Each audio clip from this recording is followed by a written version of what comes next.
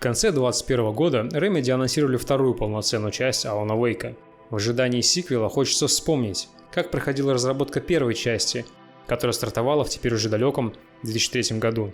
Первый Alan Wake не стал большим хитом на релизе в 2010, но смог обрести популярность уже после, как какой-нибудь не самый успешный в прокате фильм, ставший классикой с выходом на VHS. Remedy всегда была достаточно опытной командой, когда речь заходит об инструментах разработки и технологиях. Первый Max Payne был большим и долгим проектом для начинающей Remedy. Remedy сама разработала движок Max FX, на котором была сделана первая, а затем и вторая часть Max Payne. Так что, приступив к разработке второй части Max Payne, Remedy уже имела готовый инструментарий, который был заточен под нужды шутера от третьего лица. Remedy сосредоточились на геймплейной составляющей игры, поэтому в процессе разработки второй части движок хоть и обновился до второй версии, однако не получил каких-то серьезных технологических улучшений. Обе версии Max FX были ориентированы и создавались для ПК. На ПК движок хорошо справлялся с загрузкой ассетов и распределением памяти, но для консоли все и выглядело не так радужно. Поэтому портировать первого Max Payne на PlayStation 2 помогали Rockstar Toronto, а на Xbox Rockstar Vienna. Rockstar Vienna впоследствии портировала второго Max Payne для обеих консолей того поколения. Во время портирования первой части Max Payne команда Remedy летала в Торонто, чтобы помочь Rockstar в портировании, и в итоге они добились того, что версия для PlayStation 2 использует на 200 мегабайтов меньше памяти, чем на ПК. По заявлениям CTO Remedy, команда Remedy и Rockstar проделали отличную работу, но можно было бы добиться куда более впечатляющих результатов, если бы Max FX изначально создавался с принятием во внимание консолей. Основные объемы продаж обеих частей Max Payne пришлись на консоли, поэтому Remedy решили сместить фокус с ПК-платформы и создать новый движок, который больше ориентируется на консоли, чем на ПК. Преимуществами нового движка должны были стать более плавный консольный геймплей, а также возможность создания открытых локаций вместо коридорных уровней. При разработке Max Payne на разработку одной комнаты на уровне могло уходить до недели рабочего времени, а в итоге игрок пролетал эту комнату за секунду в готовой игре. Такой подход не был эффективен для небольшой команды Remedy, и это подталкивало их к идее реализации открытого мира в следующем проекте. Remedy рассматривали возможность использования третьей версии Unreal Engine, но решили не использовать его, пока какой-нибудь другой разработчик не выпустит игру на третьем Unreal для ПК, Xbox и PlayStation 3. После выпуска сиквела Max Payne в 2003 году, так и не дождавшись выхода такого проекта, Remedy приняли решение писать новый движок на основе наработок Max FX 2. Впоследствии новый движок получил название Alan Wake Engine. Принявшись за разработку движка, Remedy сфокусировались только на том, что им было необходимо для создания будущего проекта, отсекая все лишнее. В новом движке было решено не делать поддержку мультиплеера. Remedy не были сильны в создании мультиплеерных игр, а задача заложить возможность мультиплеера в движке требовала от них огромных усилий и времени. Также было решено сосредоточиться на одной консоли вместо двух, чтобы уменьшить технологические и бизнес-риски. Новый движок создавался силами 8 программистов, так что при необходимости Remedy решили использовать промежуточное ПО, чтобы не писать отдельные технологии с нуля и не тратить время и силы. Взявшись за написание движка, Remedy параллельно начала искать идеи для нового проекта. Remedy решили, что стоит отойти от линейного повествования в сторону открытого мира, сохранив при этом кинематографичность, которая была присуща Макс Пейну. В то время Сэм Лейк был единственным сценаристом в студии Remedy. На поиск идеи и ее формирование в виде концепта будущего проекта под названием Alan Wake у Remedy ушло больше года. С точки зрения сюжета и повествования, Лейк хотел создать что-то более глубокое как для самой истории, так и для персонажей в ней, нежели это было в истории Макс Пейна. Структура повествования изначально задумывалась в виде эпизодов ТВ-шоу. Изначально идея концепта Алана Вейка звучала так. Успешный писатель, у которого происходят какие-то проблемы и неприятности в жизни, попадает в маленький провинциальный городок. Попав в маленький городок, по непонятным и сверхъестественным причинам, все его внутренние демоны вырываются из него, меняя окружающий писателя мир и тем самым пробуждая силы тьмы. Свет и тьма, как ключевые элементы противостояния в повествовании, также присутствовали в раннем концепте. В планах было даже реализовать динамическую смену дня и ночи. В процессе разработки концепт триллера начал смещаться все больше в сторону игры в жанре выживания. Из-за того, что днем в игре было безопасно, стало понятно, что игроки будут путешествовать по открытому миру именно в светлое время суток, дабы запасаться ресурсами, заправлять бензином генераторы и создавать укрытия, чтобы пережить во все опасности, что грядут ночью. Сэм Лейк пытался придумать сюжет к такому виду геймплея. В одном из ранних набросков сюжета в игре отсутствовали NPC, потому что по сверхъестественным причинам вулкан под озером извергался, и все неигровые персонажи эвакуировались за близлежащие территории. Таким образом, Алан оставался один на один в своей битве с пробудившейся тьмой. Другой задумкой для открытого мира были враги, которые являлись порталами для других существ, стремящихся вырваться из тьмы в реальный мир. Чтобы остановить появление новых врагов в определенном регионе открытого мира, нужно было уничтожить такого врага-призывателя. Враги в Алане Вейке – это воплощение тьмы, и чтобы понять, как перенести это ощущение объятых тьмой существ в игру, при дизайне врагов разработчики сначала рисовали концепт-арт на бумаге, а затем промокали рисунок водой, чтобы придать концепту врага эффект размытой одержимости тьмой. Разработчики также экспериментировали с щелкунчиком, пытаясь сделать из него ультимативную способность, которую бы игрок мог использовать в критический момент. Например, щелкунчик мог призывать свет в игровой мир, таким образом мгновенно сменив время суток с ночи на день. Другой идеей для щелкунчика был призыв огромного торнадо, которым игрок мог управлять. Во время прототипирования разработчики экспериментировали с ближним боем для главного героя. Было готово 3 варианта ближнего боя, однако ни один из них не попал в итоге в игру. И в законченной версии Алан вообще не умеет драться. В поисках идей и экспериментах прошло 2 года. К 2005 году Remedy собрали все свои наработки и сделали технодемо Алана Вейка. После чего начали показывать собранную технодемку разным издателям. В демо демонстрировались открытый мир, главный герой, смена дня и ночи, а также общая атмосфера игры с противостоянием света и тьмы в повествовании. На основе этой технодемки Remedy сделали ролик, который показывали на E3 в том же 2005 году, тем самым полноценно анонсировав свой следующий проект широкой общественности, хотя еще никто на тот момент не согласился издать игру. В этом ролике Алан пробирался через лес и спешил добраться до маяка. Подойдя ближе к маяку, Алан обнаружил, что позади него появились неясные силуэты таинственных темных сущностей.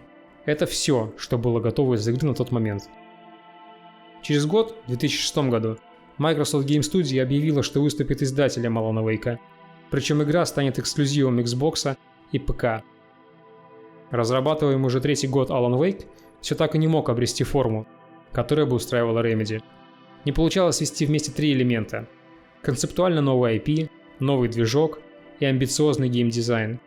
Microsoft, как издатель, пыталась помочь и предлагала свои решения. В итоге это привело к тому, что у игры появилась куча геймдизайнеров, ни один из которых не имел окончательного видения Алана Вейка как законченной игры. Ситуация начинала приобретать неприятные обороты. Сроки по разработке срывались, и Remedy начинали чувствовать, как нарастает давление со стороны Microsoft. В этот момент Remedy поняла, что если у них не получается уже так долго склеить проблемные элементы, то не стоит продолжать пытаться это сделать дальше. Remedy решили остановиться и переосмыслить ключевые механики проекта. По словам Сэма Лейка, Remedy взяли по лиду из каждого отдела разработки и сформировали рабочую группу, получившую название внутри Remedy «Сауна-группа».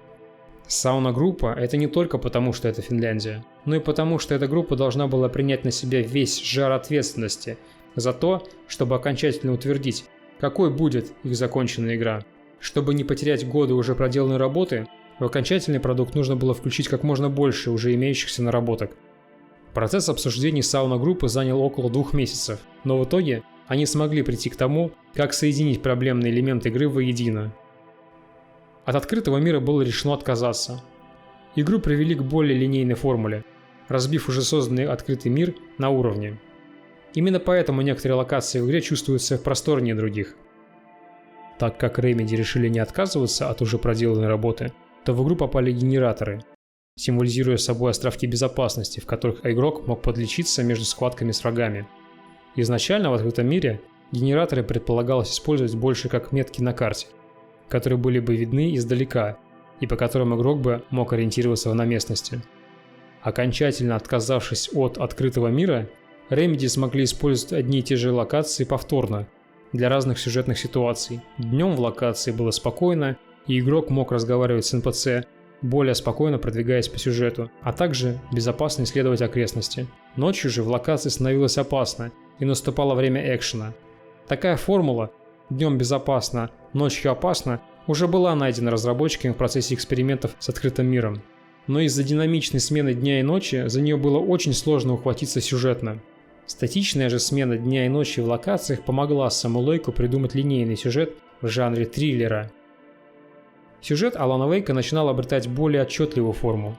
Вдохновляясь Стивеном Кингом, было решено окончательно утвердить Алана Вейка в роли писателя. Профессия Алана сразу нашла отражение в событиях сюжета и уже сама начала двигать сюжет дальше. Идея тьмы, что является порождением романа, написанного самим Вейком, страницы рукописи, разбросанные повсюду, с ужасающим описанием событий, которые притворяются в жизнь на глазах у игрока. Вообще, тема главного героя-писателя, чьи безумные фантазии находят отражение в реальном мире, была неоднократно затронута Кингом. Игра открывается отсылкой к источнику вдохновения, цитаты Кинга, которую произносит Алан Вейк. Стивен Кинг как-то писал, что кошмары не подчиняются логике. Не стоит пытаться их объяснить. Это уничтожает поэзию страха. В страшной истории жертва постоянно спрашивает «почему?», но объяснения нет. Неразгаданная тайна – вот что остается с нами дольше всего. Вот что мы вспоминаем в конце. Перед тем, как вставить цитату в игру, разработчики спросили разрешения у самого Кинга, на что получили положительный ответ. В благодарность после релиза Remedy отправила парочку копий Алана Вейка для Xbox Кингу. Однако Кинг не смог оценить игру, потому что у него просто-напросто не было Xbox. По словам Сэма Лейка, Алан Вейк, как персонаж, был изначально написан так, чтобы являться полной противоположностью Максу Пейну. Если Макс Пейн как персонаж полностью подходил под описание героя, который обычно чувствует себя как рыба в воде в опасных ситуациях, то, используя Алана Вейка, Лейк хотел поместить нетипичного для экшена героя в окружение, в котором такому герою не хотелось бы находиться. Место событий – маленький захолустный городок Брайт Фоллс, в котором оказывается Алан Вейк, был вдохновлен вымышленным городком Твин Пикс из одноименного сериала 90-го года. Брайт Фоллс, как и Твин Пикс, расположен в гористой местности штата Вашингтон, обнесенной густыми лесами. Чтобы правильно перенести сеттинг места, находящегося на Тихоокеанском северо-западе Америки, Remedy снарядила команду отправиться в дорожное путешествие между Орегоном, Вашингтоном, Британской Колумбией и Канадой. Это путешествие заняло у команды более 2 недель, на протяжении которых выделенная группа преодолела более 3200 километров. Из путешествия команда Remedy привезла в сумме более 6000 фотографий и видео. Привезенные материалы включали в себя фото и видео архитектуры различных маленьких городков Америки, окружающей природы и мелких деталей повседневной жизни в такой местности. Однако такого объема привезенных данных оказалось недостаточно, чтобы отразить сеттинг типичного маленького городка Западной Америки. Поэтому, по возвращению домой в Финляндию из этой экспедиции, Remedy иногда обращались к офису Microsoft, расположенному как раз в штате Вашингтон, с просьбами прислать дополнительные фотографии, нужные Remedy. Намеками на Twin Peaks в игре является закусочная, которая сделана похожей на закусочную из сериала, а также причудливая героиня Синтия, фонарная леди Уивер, носящая всюду с собой лампу, копирующая образ леди с поленом из Twin Peaks. Результатом объектов вдохновения были не только сюжетные завязки и места событий. Внутриигровой сериал Night Springs, который можно посмотреть в игре, если включить некоторые телевизоры, был вдохновлен сериалом «Сумеречная зона» 1959 года. Глобальная сила зла в виде темной сущности, которая преследует Вейка, была вдохновлена сериалом «Остаться в живых» и очень похожа на черный дым, как по виду, так и по способностям. Птицы, что нападают на Алана в ходе его злоключений, были придуманы под впечатлением классического хоррора Альфреда Хичкока «Птицы» 1963 года. Ранее в Алан Вейк. Всего эпизодов 8. Все 8 эпизодов складываются в первый сезон Алана Вейка. Сезон, который должен был стать краеугольным камнем большой истории. Каждый эпизод имеет свой сюжет внутри серии, при этом содержит крупицы глобального сюжета.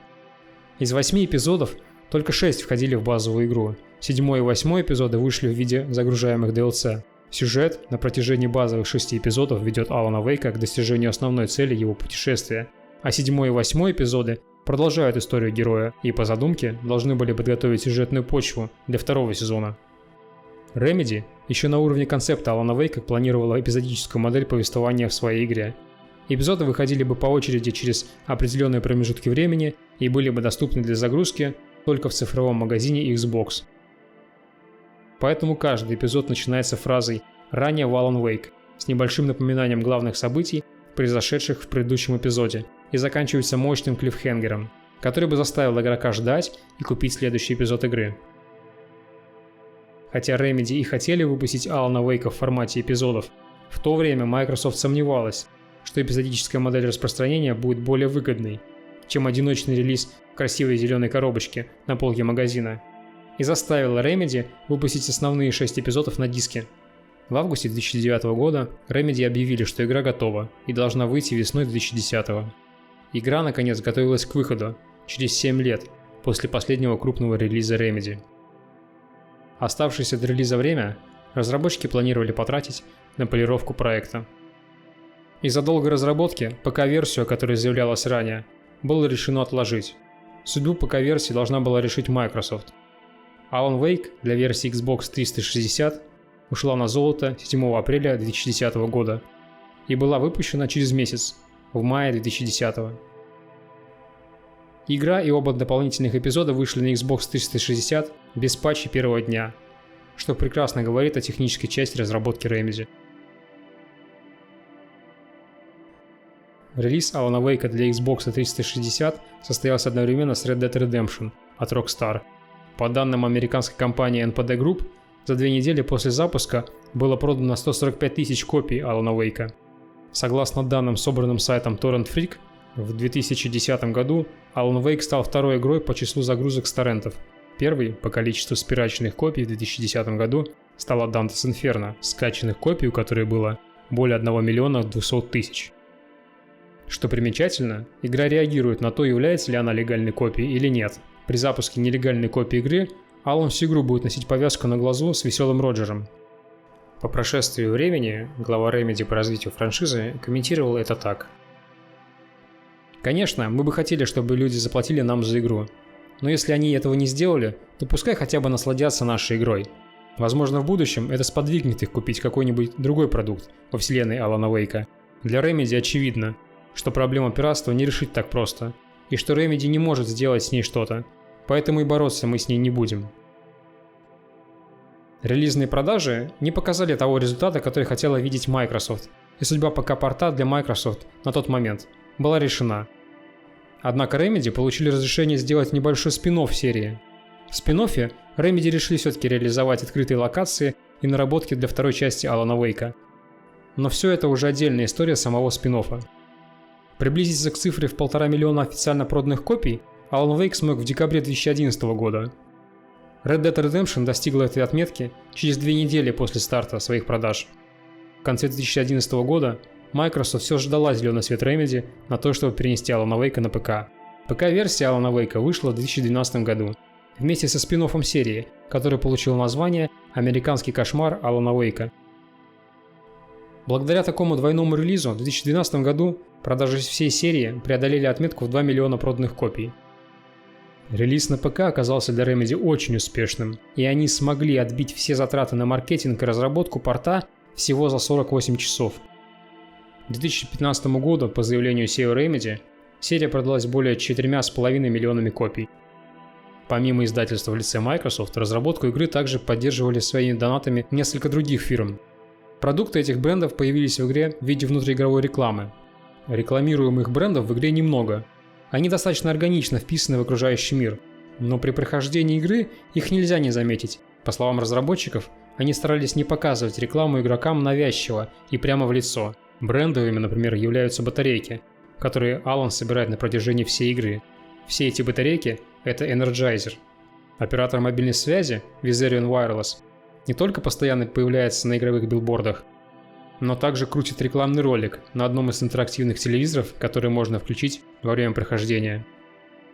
Мобильники Viserion Wireless то и дело попадают в кадр во время прохождения игры. А в 7-м эпизоде «Сигнал» в одной из сцен, когда Алану звонит персонаж Томас Зейн, первыми словами Зейна являются «Ты меня слышишь? Сири, слышишь?» что является прямой цитатой из популярного рекламного ролика Viserion. В игре прорекламировано несколько продуктов самой Microsoft. В машине Алана и Элис Вейков установлена система ForceSync, первые 2 версии которой были основаны на OS Windows для автомобилей. В самой игре можно найти консоль Xbox с лежащей рядом копией игры Night Springs. В 8 эпизоде писатель. Копии Night Springs являются объектами для коллекционирования, чтобы получить достижения. В версии Xbox 360 Microsoft также продвигала свой сервис Microsoft Tag.